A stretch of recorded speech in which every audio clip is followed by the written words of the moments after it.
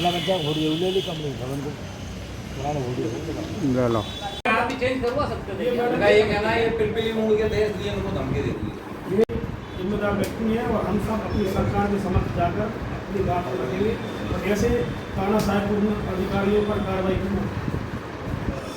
आपने अभी वरिष्ठ नेतृत्व में सीएम का आपको अवगत कराया है इसका? अभी किसी को नहीं करा, जाएंगे आगे आज। अभी तो एफआईआर के बाद आज प्रेस कॉन्फ्रेंस आप सब पत्रकार के माध्यम से ये विषय सब तक पहुँच जाएगा। ऐसा क्या कारण है कि 235 प्रकरण धारा 92 में चल रहे हैं और धारा 92 में एफआईआर करने का प्रावधान नहीं है। उसके बावजूद भी वाला नोटिस के बगैर किसी जानकारी के आधी रात को ये एफआईआर कराया। उसकी लागत लगभग 25 लाख रुपये है। यदि इसका भौतिक सत्यापन कराया जाए, उनके बंगले में जब वो आई थी उससे पूर्व किसी प्रकार की कोई सुख सुविधा नहीं थी, लेकिन उनके आने के पश्चात बंगले में ब्रांडेड पर्दे, tiles, putty, paintings, dining tables, fridge, सारा सामान ब्रांडेड लगभग 25 लाख रुपये। इसका आरोप मैं इसलिए लगा रहा हूँ कि कई ग्राम पंचायतों के सरपंचों से मेरी चर्चा हुई है। सहायक यंत्रियों के माध्यम से 5,000 रुपये प्रत्येक ग्राम पंचायत से लेकर उस बंगले के रेनोवेशन पर उस चैम्बर पर खर्च किए गए। तो इसका प्रमाण है क्या? प्रमाण क्या है? प्रूव करने के लिए मैं कुछ एफिडेविट आपको दिला सकता हूँ सरपंच। नहीं, एफिडेविट पे ये सिद्ध होगी उसके प्रमाण। आप जिला पंचायत के सीओ महोदय से ये पूछे कि ये जो आपने रेनोवेशन कराया ये कहाँ से कराया? अब मान लो कोई निजी मत से करवाया हो, निजी मत से कराया तो है भाई। अगर किसी से रहना है पंचायत के कोई फंड तो नहीं किया भाई, किसी के अपना आरोप लगा रहा है उसके प्रमाण आप पूछो ना, आरोपी प्रमाण एफिडेविट दिला के दूंगा मैं आपको सरपंच ने पैसे दिए। अध्यक्ष जी ये जो आपकी माताजी का कार्यकाल था ये किस समय? ये 2010 से 2015 के बीच का कार्यकाल था। उस कार्यकाल के संबंध में मेरा छोटा भाई राजेंद्र कलावत पूरी पंचायत को संचालित करता था। मेरी माताजी उस समय ग्राम पंचायत गजरा की सरपंच थी, क्योंकि उस समय सक्रिय राजनीति में बिल्कुल नहीं था, इस प्रकरण की जानकारी नहीं थी। लेकिन जैसे इस प्रकरण की जानकारी लगी मैंने सीओ मैडम को कहा इस प्रकरण को समाप्त कीजिए, आप जो चाहती हैं जैसे चाहती हैं। तो ये 8 साल का लंबा समय हो गया। 8 साल में आपको आप सक्रिय राजनीति में रहते हैं तो इस टाइप का मामला 8 साल में आपको बिल्कुल हमारी नॉलेज में नहीं आया। न किसी प्रकार का कोई पत्र गया, न किसी प्रकार की सूचना गई, न किसी प्रकार की कोई कार्रवाई के लिए जो पत्र भेजा जाता है न वो गया। सीओ मैडम ने तत्काल एक दिन उसको बुलाया, मुझसे दबाव डाला कि आपका एक प्रकरण 2010 का पेंडिंग है, यदि आप डीपीडीपी में परिवर्तन नहीं कराते तो मैं इस प्रकरण को उठाकर आगे एफआईआर करा दूँगी। एफआईआर होने के बाद ही आपने प्रेस वार्ता क्यों बुलाई? उससे पहले एफआईआर होने के बाद में प्रेस वार्ता बुलाने का उद्देश्य ये है जब किसी को व्यक्ति पर टारगेट किया जाता है, किसी व्यक्ति पर व्यक्तिगत हमला किया जाता है। काफ़ी दिनों से मैडम ये बोल रही थी मैं एफआईआर करा दूंगी, लेकिन हमें लग रहा था कि कहीं ना कहीं मैडम धमकी देकर हमसे काम कराना। क्या स्वार्थ है डीपीडीपी में? स्वार्थ तो मुझे बता सकती है क्या स्वार्थ? अच्छा जी, आप पे दबाव क्यों बनाया गया? हमारे ऊपर कोई उन्होंने कमी देखी सी दबाव बनाया गया। अध्यक्ष जी पर बनाया गया। अध्यक्ष जी पर बनाया गया। अध्यक्ष जी पे क्या अध्यक्ष से बात की उन्होंने, अध्यक्ष से बात करके कहा कि आप चेंज कर दीजिए। अध्यक्ष जी स्पष्ट मना कर दिया कि हम इस प्रकार की कोई भी कार्य चेंज नहीं करेंगे। अध्यक्ष जी आपसे क्या बात है कि जो आरोप लगाए उसमें नेहा मैडम ने आपसे किस तरीके की बात? ये कहा कि ये डीपीडीपी में 22 से उसको तो पास किया है, वो सदन में सर्वसम्मति से पास किया गया, उससे पास नहीं किया, सर्वसम्मति से पास किया, तो उसको आप चेंज करा दीजिए। तो मैडम को संभव नहीं है, पुराने जिला पंचायत में भी कार्यकाल का है, तो अभी कार्यकाल का भी है, तो वो भी सर्वसम्मति से पास है। जब सर्वसम्मति से सदन ने पास किया, विधानसभा में कोई सर्वसम्मति से कोई पास करे तो उसको क्या चेंज किया जाएगा?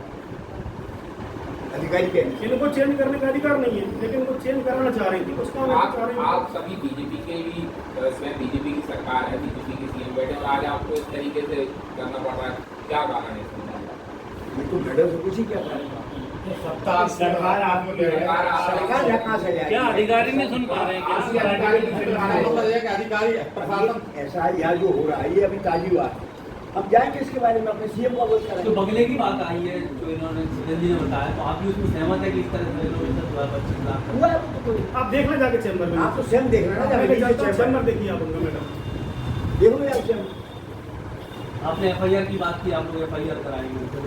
बिल्कुल, हमने जो उन्होंने एफआईआर का आवेदन आपके द्वारा कब किया? हम पर आज ही दिया जाएगा। उन्होंने हम पर दबाव डाला, उन्होंने हमसे कहा कि आप डीपीडीपी को चेंज कराइए। कहीं ना कहीं ये किसी भी व्यक्ति पर दबाव डालने का प्रयास है, और दबाव डालना अनैतिक कार्य है। दबाव ही नहीं, दलित वर्ग के व्यक्ति को उत्पीड़ित किया जा रहा है। धारा 92 के तहत जो वसूली योग्य राशि बताई गई है इनके द्वारा कितनी बताई है? उनके द्वारा 18,65,000 बताई गई, कुल 6 लाख रुपए राशि वसूली योग्य है। और 18 लाख सदा जी ऐसा 11 सदस्य जिला पंचायत के, तो आपके इस प्रकरण में कितने सदस्य आपके साथ? लगभग 5.5 साथ में है, लेकिन चूंकि कई सदस्य भोपाल में हमारे माननीय प्रधानमंत्री के कार्यक्रम में गए हुए हैं, इस कारण से हम 5 सदस्यों को प्रतिनिधित्व यहाँ पर है। इसलिए कॉपी बोलेगा जिला पंचायत अध्यक्ष जी कक्ष में माननीय जिला पंचायत अध्यक्ष जी, माननीय जिला पंचायत के पूर्व अध्यक्ष जी, माननीय जिला पंचायत के सदस्य यहाँ इसलिए एकत्रित हुए हैं कि बहुत महत्वपूर्ण विषय है जो आप सबको अवगत कराना है। जिला पंचायत की सामान्य सभा की बैठक दिनांक 17/4/2023 को आहूत की गई थी।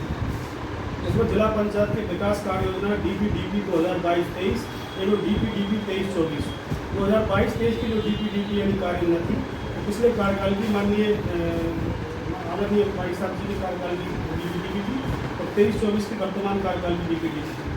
इसमें सदन द्वारा सर्वसम्मति से और बहुमत से प्रस्ताव को पारित किया गया और प्रस्ताव को पारित करने के बाद बैठक से लगभग 1 माह बीत जाने के पश्चात सीओ जिला पंचायत डॉक्टर नेहा जैन से हम सदस्यों को मिलना हुआ और हमारे द्वारा कहा गया कि DPDP 2022-23 और 23-24 का कब तक आप पारित करा रही हैं। सीओ द्वारा कहा गया कि मैं नियमों का परीक्षण करा रही हूँ, उसके बाद कार्य योजना को जारी करेंगे।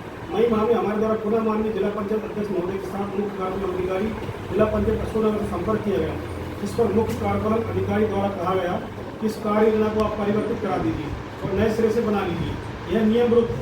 तो हमने कहा यदि नियम विरुद्ध है तो आपका अधिकार है, आप स्वयं इसे निरस्त कर दीजिए।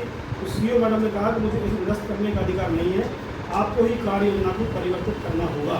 इस पर हमने कहा कि हम कार्य योजना बना चुके हैं, सदन में इसे पारित भी करा चुके हैं, अब हम कार्य योजना DPDP 2022-23 और DPDP 2023-24 में कोई परिवर्तन नहीं करना चाहते। जिस पर मुख्य कार्यपालन अधिकारी जिला पंचायत भाग गई और बोले कि आप मुझे जानते नहीं हो, मैं IAS अधिकारी हूँ, आप लोगों की हैसियत मेरे सामने क्या है, मैं चाहूँ तुम्हारे परिवार के पूर्व सरपंच, क्योंकि मेरी माता भी है, हमारी जिला पंचायत सदस्य शीतल कलावत की सास है, तुम्हारे परिवार के पूर्व सरपंच पर धारा 92 में कभी भी FIR करा सकती हूँ। 1 सप्ताह के अंदर कार्य योजना परिवर्तित करा दीजिए, अन्यथा परिणाम भुगतने के लिए तैयार रहिए।